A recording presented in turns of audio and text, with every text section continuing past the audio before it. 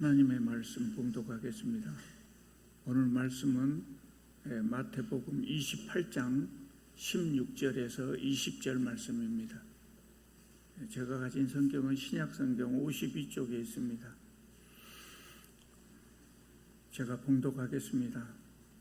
11 제자가 갈릴리에 가서 예수께서 지시하신 산에 이르러 예수를 배웁고 경배하나 아직도 의심하는 사람이 있더라.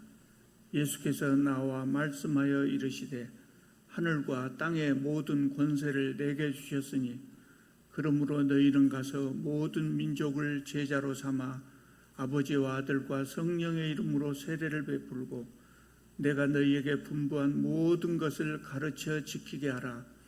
볼지어다 내가 세상 끝날까지 너희와 항상 함께 있으리라 하시니라. 아멘.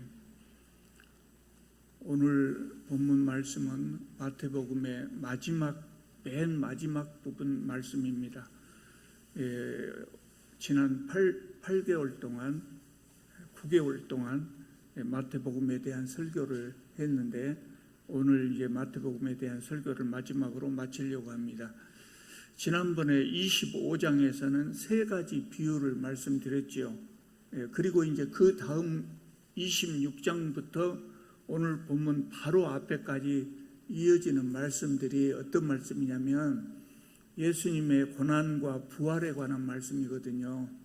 그런데 이 부분을 건너뛰는 이유가 뭐냐면 여러분들께서 매년 고난주일과 고난주간과 부활절에 이 말씀을 많이 들으셨을 거예요.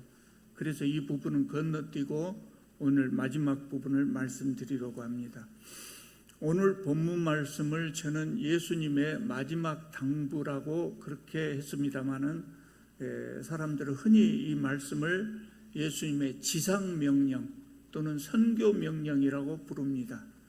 지상명령이라고 하는 이유는 뭐냐면 예수께서 하신 명령 중에 가장 중요한 명령이기 때문에 지상명령이라고 그렇게 말하는 겁니다. 또 선교하라는 말씀이기 때문에 선교명령이라고 하는 것도 맞습니다. 마태도 예수님의 이 말씀을 기록하면서 예수님으로부터 배운 것을 우리에게 전달하기 위해서 마태복음을 기록하면서 예수님의 말씀 중에 역시 이 말씀을 가장 중요한 말씀이라고 생각했던 것 같습니다. 그래서 맨 마지막에 마태복음의 맨 마지막에 이 말씀을 기록한 것입니다. 그러니까 좀 극단적으로 말씀드리자면 마태는 오늘 이 말씀을 기록하기 위해서 그 앞에 있는 마태복음의 모든 것을 기록했다. 이렇게 말씀을 드려도 과언이 아닙니다. 이렇게 보면 오늘 본문이 얼마나 중요한 말씀인가를 알 수 있을 것입니다. 16절을 다시 한번 보겠습니다. 11 제자가 갈릴리에 가서 예수께서 지시하신 산에 이르러 예수님을 배웁고 경배했다 그랬습니다. 이 말씀은 예수께서 부활하신 후에 제자들이 부활하신 예수님을 뵙는 그런 장면을 설명하고 있습니다. 제자들이 예수님을 만나서 경배했다 그랬습니다. 경배했다는 것은 엎드려 절했다는 의미거든요.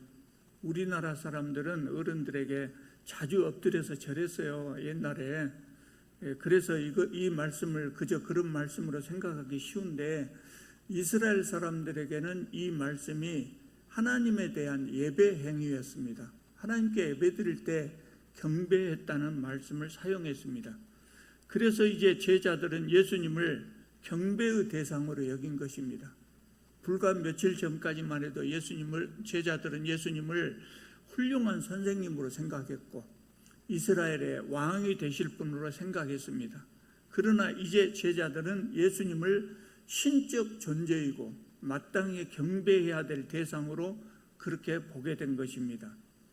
놀라운 변화가 일어난 것이죠. 제자들은 예수께서 십자가에 돌아가셨을 때 크게 낙담을 했어요. 모든 것이 끝났구나 이렇게 생각했어요. 그래서 다 도망가 버렸지 않습니까? 그런데 십자가에 달리신 것으로 끝난 줄 알았던 예수께서 다시 부활하셔서 제자들 앞에 나타나셨습니다. 이것은 신적인 능력을 보여주신 것입니다. 그래서 이제 예수님은 제자들에게 신적인 존재, 경배의 대상이 되신 것입니다. 제자들은 부활하신 예수님을 본 후에야 예수님이 어떤 분인가를 확실하게 알게 된 것이죠. 그리고 18절을 보면 예수께서 말씀하시기를 하늘과 땅의 모든 권세를 내게 주셨으니 이렇게 말씀하셨어요. 하나님께서 부활하신 예수님께 하늘과 땅의 모든 권한을 주셨다는 것입니다. 그래서 예수께서는 그 권한으로 제자들에게 명령하신 것이 오늘 본문의 말씀입니다. 19절을 보겠습니다. 이렇게 명령하십니다. 그러므로 너희는 가서 모든 족속으로 제자를 삼아 아버지와 아들과 성령의 이름으로 세례를 베풀고 내가 너희에게 분부한 모든 것을 가르쳐 지키게 하라. 한마디로 요약하면 가르쳐 지키게 하라 하는 말씀입니다. 근데 조금 더 자세하게 말씀드리자면 세 가지로 요약할 수 있어요. 먼저 제자를 삼으라 그랬어요. 제자를 삼으라. 그리고 세례를 베풀고 그리고 가르쳐서 지키게 하라. 이렇게 말씀하셨습니다. 이 세 가지 말씀을 한 가지씩 자세하게 살펴보도록 하겠습니다. 첫째로 모든 족속으로 제자를 삼으라 이렇게 말씀하셨습니다. 이 말씀은 이스라엘 사람만이 아니고 이제는 세상의 모든 족속으로 제자를 삼으라는 그런 말씀입니다. 이제는 이스라엘 사람만이 하나님 백성이 아니고 전 세계 모든 사람들이 하나님의 백성이 된다는 그런 말씀입니다. 그래서 예수님의 제자들은 이 말씀을 듣고 세계 선교를 시작한 것입니다. 여러분, 다른 사람에게 전도를 해가지고 그 사람을 예수님의 제자로 삼을 때 왜 제자를 삼아야 합니까? 우리가 이 목적을 잘 알아야 됩니다. 교회를 부흥시키기 위해서 전도하라고 하는 것 아닙니다. 기독교인 수를 늘려서 기독교를 절대 다수의 종교로 만들고 우리가 좀 편하게 예수 믿기 위해서 전도하라고 하는 것 아닙니다. 우리를 위해서 다른 사람에게 복음을 전하라고 하는 것이 아닙니다. 그 사람을 위해서 전도하고 우리를 위한 것이 아니라 그 사람을 위한 것입니다. 그 사람을 위해서 전도하고 그 사람을 위해서 제자로 삼는 것입니다. 하나님을 믿으면 여러분이 느끼셨겠지만 하나님을 믿으면 하나님의 보호하심 속에서 참된 기쁨과 평안을 얻고 살지 않습니까? 이것보다 더 좋은 삶이 어디가 있습니다. 영생을 얻을 수가 있습니다. 그것을 선물로 받게 하려고 우리가 다른 사람에게 전도를 하는 것입니다. 그 사람을 사랑하는 마음으로 전도를 하는 것입니다. 그렇기 때문에 전도는 아무리 좋은 것을 다른 사람에게 나누어 준다고 할지라도 무례하게 해서는 안 됩니다. 무례하게 해서는 안 됩니다. 사랑은 무례히 행하지 않는다 그랬습니다. 그 사람이 예수님을 믿으면 틀림없이 복된 삶을 살 수 있지만 그래도 억지로 강압적으로 그렇게 전도해서는 안 됩니다. 친절하게 설명하고 본인이 스스로 선택하게 해야 됩니다. 안타까운 마음에 이렇게 좋은 것을 왜 안 받아들이냐, 안타까운 마음에 그냥 막 강압적으로 하려는 분들이 있어요. 근데 그렇게 하면, 무례하게 행하면 그것으로 마음 상하고 다시는 전도를 받으려고도 하지 않습니다. 그런데 친절하게 전도를 하면 그때는 비록 거절을 할지라도 나중에 또다시 전도를 할 때 받아들일 수 있는 것입니다.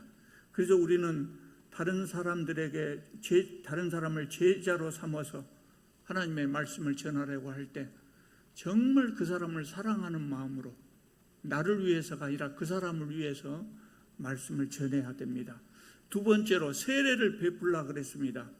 근데 그냥 세례를 베풀라고 하지 않고 아버지와 아들과 성령의 이름으로 세례를 베풀라 그랬습니다. 세례가 무엇입니까? 그리스도의 제자가 되었다는 표시입니다. 세례는 그리스도의 제자가 되었다, 그런 표시로 세례를 받는 것입니다. 내가 하나님의 백성이 되었다는 신앙 고백으로 세례를 받는 것입니다. 그러므로 예수 그리스도의 제자가 될 사람, 하나님 나라의 백성이 될 사람은 반드시 세례를 받아야 합니다. 세례는 참 복된 것입니다. 그래서 이 말씀대로 오늘 목사들이 세례를 줄 때 반드시 성부와 성자와 성령의 이름으로 세례를 준다는 말을, 그런 표현을 합니다. 성부와 성자와 성령의 이름으로 세례를 주는 것입니다. 그 말을 하지 않고 그냥 세례를 주면 마치 목사가 세례를 주는 것처럼 착각을 할 수가 있어요. 그래서 성부와 성자와 성령의 이름으로 세례를 주는 겁니다. 누구의 이름으로? 아무개의 이름으로 무엇을 한다, 이 표현은 예수님 당시에 그리스 로마 사회에서 사용된 경제적인 용어였어요. 경제적인 용어였어요. 그러니까 사람들이 은행에 돈을 맡길 때, 제가 은행에 돈을 맡긴다고 하지 않습니까? 그러면 내 이름으로 맡길 수 있어요. 근데 내 이름으로 맡기지 않고 우리 순종이 이름으로 맡길 때는 김순종의 이름으로 이렇게 맡긴단 말이죠. 그러면 그것이 내 것이 되는 것이 아니라 순종의 것이 되는 것입니다. 그럴 때 사용하는 말이 아무개의 이름으로, 이런 거였어요. 목사가 어떤 사람에게 세례를 줄 때 목사의 이름으로 세례를 주는 것이 아니고 성부와 성자와 성령의 이름으로 세례를 주는 겁니다. 이게 중요한 의미가 들었습니다. 세례 받는 사람은 누구의 사람이 되는 겁니까? 목사의 사람이 되는 것이 아니고 성부와 성자와 성령의 사람이 되는 것입니다.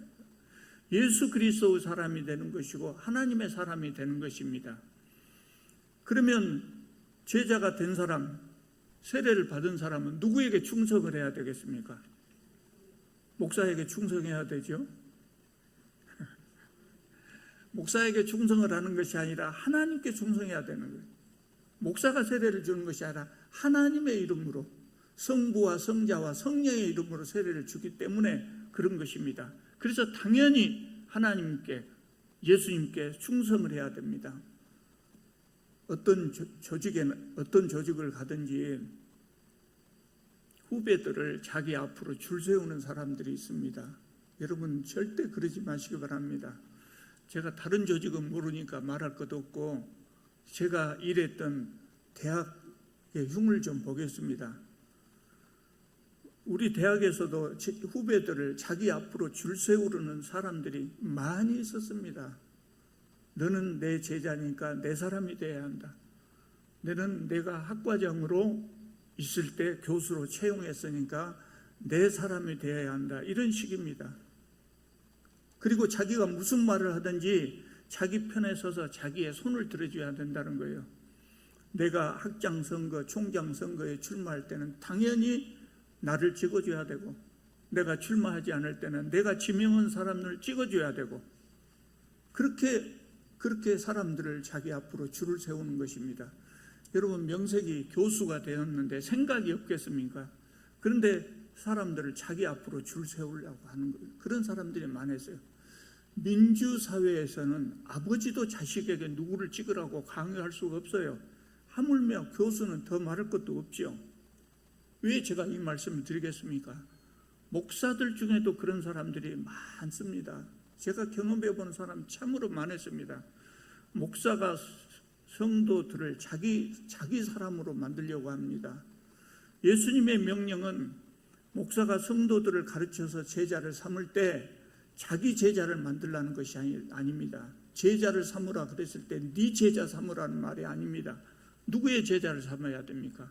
하나님의 제자, 예수 그리스도의 제자를 삼아야 되는 것입니다.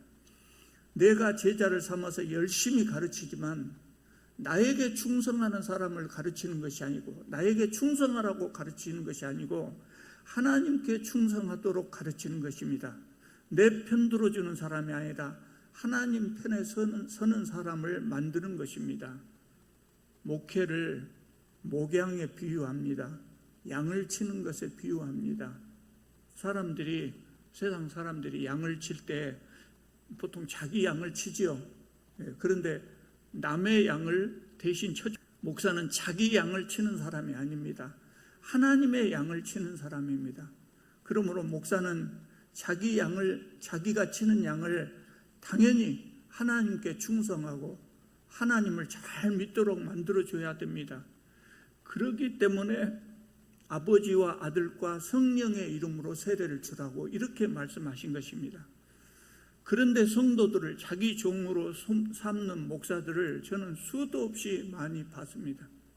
여러분들은 꼭 하나님의 종이 되시기 바랍니다. 아멘 안 하십니까? 이럴 때는 아멘 꼭 해야 됩니다.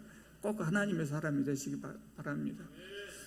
목사들 중에는요, 제가 목사로서 흉을 보는 것이 상당히 창피합니다. 그래서 안 하려고 하는데, 옛날에 저를 가르쳤을 때 그 당시에 목사님들은 대부분이 다 진실하신 목사님들이었어요.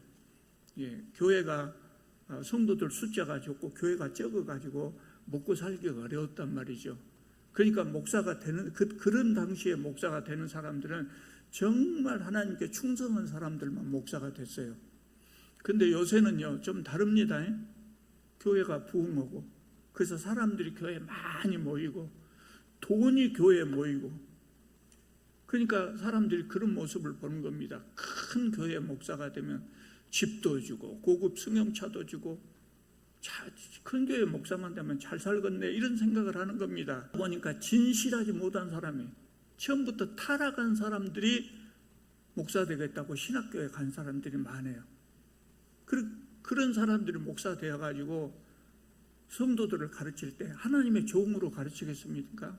다 자기에게 충성하도록 가르친단 말이에요. 그래서 여러분들은 그것을 잘 보셔야 돼요. 목사가 하나님 말씀에서 벗어난 길을 간다면 여러분들 어떻게 해야 됩니까? 냅둬버려야 돼요. 냅둬버리고 자기 그냥 그 길로 가라고 냅둬버리고 여러분들 어떻게 해야 돼요? 여러분 묵묵히 하나님을 향해서 가셔야 돼요. 목사가 하나님의 말씀 안에 서 있을 때 목사이지 하나님의 말씀을 왜곡해서 가르친다든가 하나님의 말씀과 다른 방법으로 목회를 한다면 그 사람은 더 이상 목사라고 할 수가 없어요. 그래서 불행하게도 그런 사람을 버릴 수가 없어요. 그렇지 않고 여러분 뭣도 모르고 따라가다 보면 정광훈이 같은 사람도 목사라고 따라가게 된단 말이에요. 그러면 영생의 길을 갈 수 있겠습니까? 갈 수 없어요. 그래서 정말 여러분들은 목사를 잘 보고 잘 선택해야 되는 것입니다. 그렇다고 해서 목사가 좀 마음에 안 든다고 아니네 이렇게 해서는 안 돼요. 목사가 하나님의 말씀을 잘 전하고 있느냐, 하나님께서 정하신 방법으로 목회를 하고 있느냐 하지 않느냐 하는 건 누가 판단해야 됩니까? 여러분이 다 자기 나름대로 판단하려고 하지 말고요, 장로님들한테 물어봐야 돼요. 우리 교회 목사가 아무래도 이상하다 그러면 장로님들한테 물어봐야 돼요. 장로님들은 그 역할을 하라고요. 장로님들이 계시는 거예요. 그래서 장로님들도 공부를 많이 해야 됩니다. 장로님 공부 많이 해야 되고, 그래서 성도들은 스스로 혼자서 그냥 목사가 이상한 사람이다 그래 보지 말고, 그렇게 느낄 때는 꼭 장로님, 왜냐하면 잘못 판단할 수 있거든요. 잘못 판단할 수 있어요. 오해할 수도 있거든요. 그래서 꼭 장로님들하고 물어보고 결정을 해야 됩니다. 그래서 반드시 여러분들은 목사로부터 말씀을 배울지라도 하나님의 종이 돼야 되고 하나님께 충성하는 그런 사람이 돼야 됩니다. 사람에게 충성하는 것 아닙니다. 여러분들이 다른 사람을 가르칠 때도 마찬가지입니다. 교회에서는 먼저 믿은 사람들이 나중에 믿은 사람을 가르쳐야 됩니다. 그렇게 가르칠 때 너는 내가 가르쳤으니까 내 사람이 되어야 된다. 내가 장로 선출할 때 당연히 나를 찍어줘야 되고, 회의할 때는 내가 손 들면 너희들도 손 들고, 내가 손 안 들면 너희들도 손 들지 말고, 이렇게 후배들을 가르치면 절대 안 된다. 그건 하나님께 정말 불충하는 것입니다. 하나님을 반역하는 행위가 되는 것입니다. 그래서 예수께서는 성부와 성자와 성령의 이름으로 세례를 베풀라고 그렇게 말씀하신 것입니다. 세 번째로 내가 너희에게 분부한 모든 것을 가르쳐 지키게 하라고 예수님은 말씀하셨습니다. 성도님들 중에 성경 말씀 배우기를 참 좋아하시는 분들이 있어요. 성경 배우기를 정말 좋아하시는 분들이 있어요. 실제로 성경에 재미를 붙이면 정말 재밌거든요. 그 성경 말씀을 배우기를 좋아한다, 성경을 공부하기를 좋아한다, 이것은 참 바람직한 일입니다.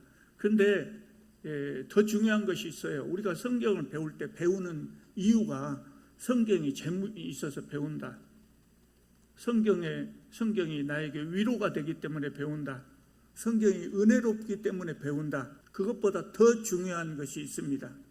그것이 뭐냐면 하나님의 말씀은 실천하기 위해서 배우는 겁니다.